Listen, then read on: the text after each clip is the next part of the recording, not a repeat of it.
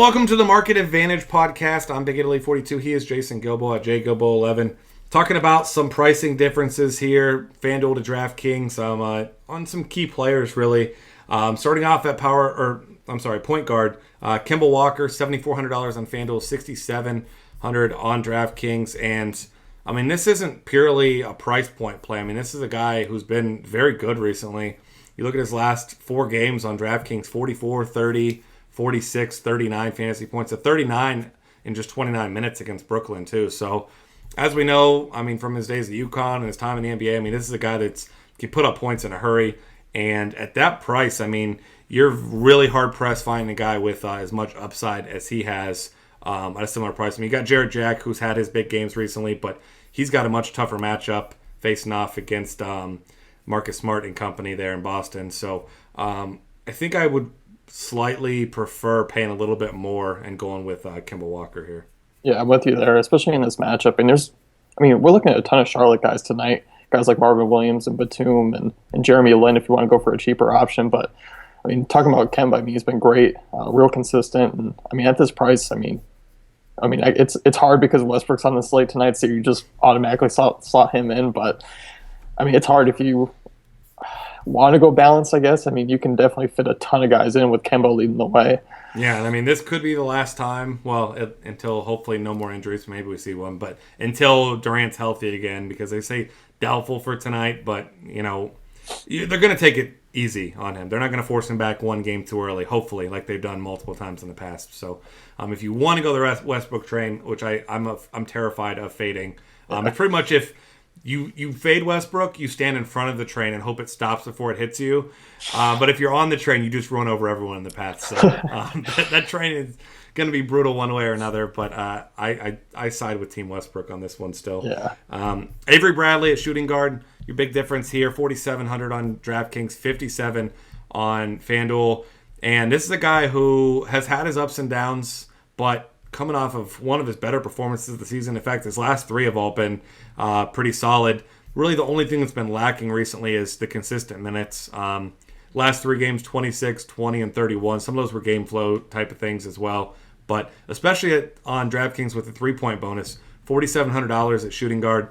Not a very good position, really, on any slate. Tonight better than others because it's a bigger slate. But Avery Bradley really stands out as a nice value, though.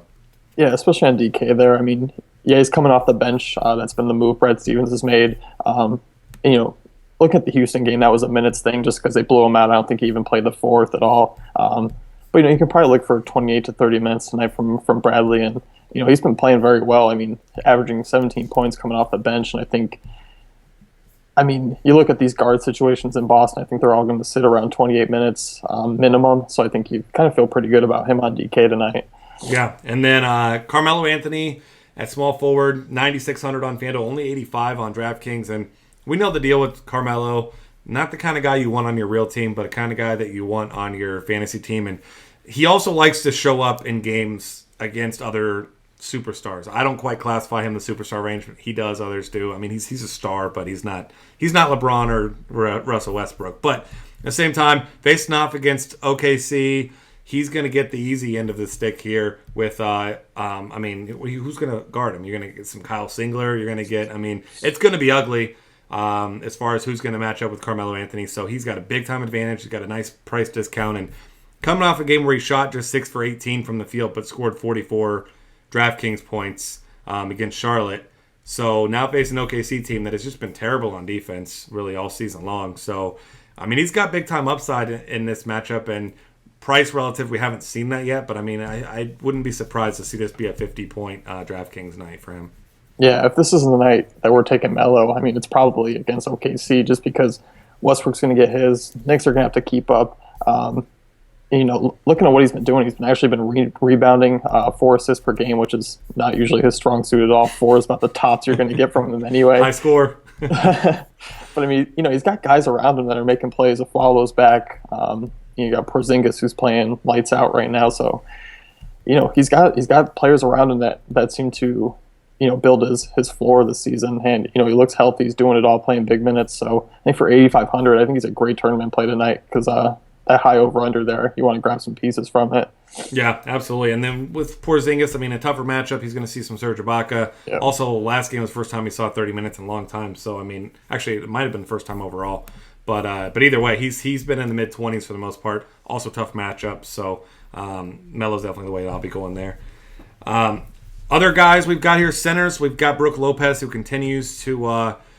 maybe the guys at DraftKings hate him. I don't know, but his price has just been way too low on DraftKings. $1,000 cheaper, 72 to 82 on FanDuel.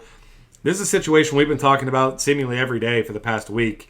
Is just play Brook Lopez on DraftKings and just take advantage of that because he's getting it done against everyone. Boston, a good defensive team overall, but they don't really have anyone down low that has a chance to stop Brook Lopez. I mean, Jared Sullinger's played well on defense, but, I mean, Lopez is still a superior player to Jared Sullinger. Yeah, definitely there. I mean, he's just overmatched. I mean, Sullinger, yeah, he slimmed down to, 250 this season, and... he still has a vertical of about 3 inches, though, so... Yeah, I mean, Brook Lopez is one of my favorite plays at center tonight. Looking at him, he's blocking a ton of shots right now. 2, 3, 3, 4 in the last 4 games, 5 the game before that. So, I mean, definitely gives you some more upside there in the defensive department. And logging a ton of minutes. And like you said earlier, I mean, Marcus Smart's going to see Jared Jack. I mean, Smart's been shutting down opposing point guards. Not a great matchup for Joe Johnson as well. So I think you're going to look at Brook Lopez just try and dominate this game. Yeah, they're definitely going to be looking to him to take over. Rudy Gobert, another one here at center, 6,700 on DraftKings, 74 on FanDuel. This is a guy that just nobody ever really seems to play. He hasn't had really that huge game yet this season. He's been mostly in the mid-30s. Last game, only 17 fantasy points there against Toronto. Just a really down game. But he did have an 18 and 16 game earlier. Yeah, I'm looking at the wrong ones. I'm mixing up his game logs. Either way, he's had big games on offense and big games on defense relative, but he hasn't had those just huge games yet. So, really, I mean, you're hoping for the double-double here. You should get it. Dallas is not a good rebounding team. They're not a good defensive team. But the issue with Gobert being the fact that, he just doesn't take shots. He's taken 8 total shots in 77 minutes in the last 2 games. So, despite the fact that he's close to the rim, he is the ultimate defer, pass first kind of guy. Really, the only time he's shooting the ball is when he's getting an offensive rebound and putting it back.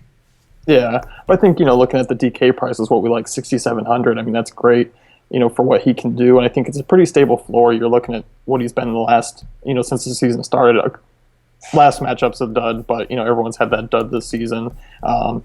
6,700, double-double bonus. You're looking at the block shots. He's averaging more than 3 per game, but he can get that up there on any given night and kind of shoot for 5 to 7 blocks if you want to have that upside. So, I'm a big fan of Gobert. He's one of my favorite plays in the NBA, so maybe I'm a bit biased in having him be one of my favorite plays.